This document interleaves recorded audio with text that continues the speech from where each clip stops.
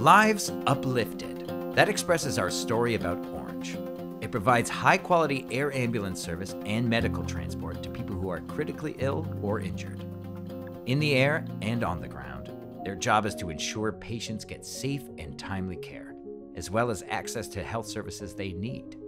An objective measure of their work and its importance is to know that Orange transports more than 20,000 patients in Ontario annually.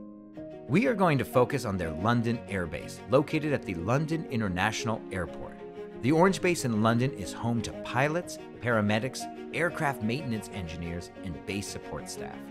For an Orange Air base to complete a patient air transport, it requires a staffing complement of 2 paramedics, 2 pilots, and of course, a functional aircraft. London Air Ambulance helicopters, often referred to as 792s, are typically dispatched to calls within a range of 250 kilometers from base. But it is also a provincial asset and can be used in other parts of the province as well, depending on the need.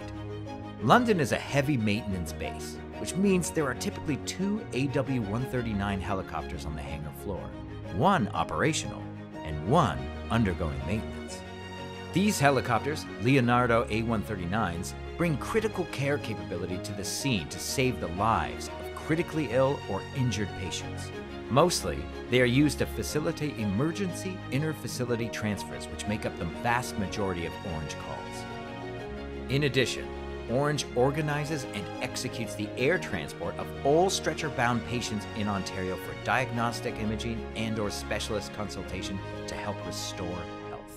In performing these and other medical-related tasks, Orange helicopters traveled over 1 million kilometers in the past 12 months. The fleet is working 24 hours a day, 7 days a week. Remembering our description of MRO activities earlier in the program, you can appreciate the importance of the ground crew and maintenance staff to meet these operational requirements. You are watching a hover exit.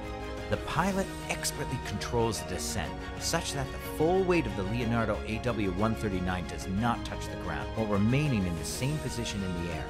This maneuver allows the helicopter to almost land in less than ideal locations so that the paramedics can attend to the patient immediately, rather than being delayed while the pilot searches for a more stable place to land.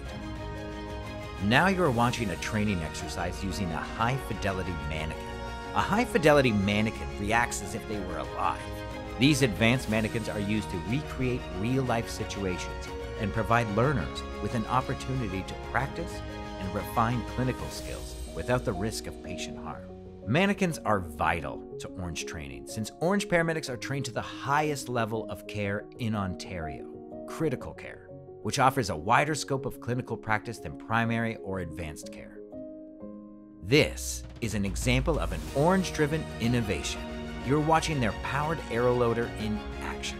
This system was developed by Australian company Helimods in partnership with Orange.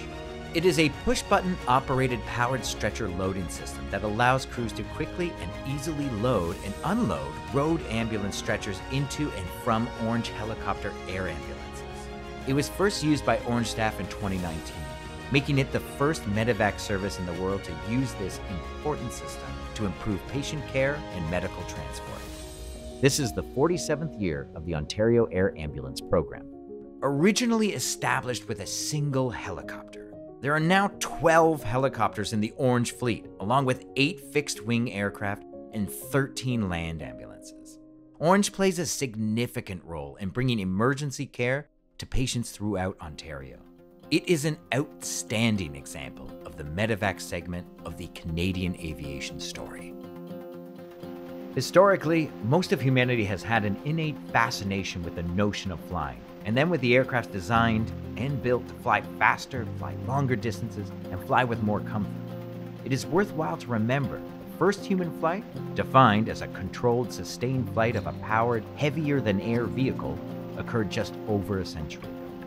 The plane was made by 2 brothers who were bicycle makers. They attached a 12-horsepower engine and a chain sprocket to a wooden spruce frame and eventually found success. It's been quite the journey to get from there to long-distance unmanned aircrafts able to autonomously dodge birds. As you have seen, that's just one part of an entire ecosystem of disparate elements needed to support, maintain, and grow the aviation sector. all of these examples are located right here in Ontario. Each one is making an incredibly important contribution, and we are proud of being able to bring to you their talents and achievements. Remember, what you've seen is impressive, and these are just a few of the groups who are shaping it. Ontario is uniquely poised to continue to build a bright future for its aviation sector.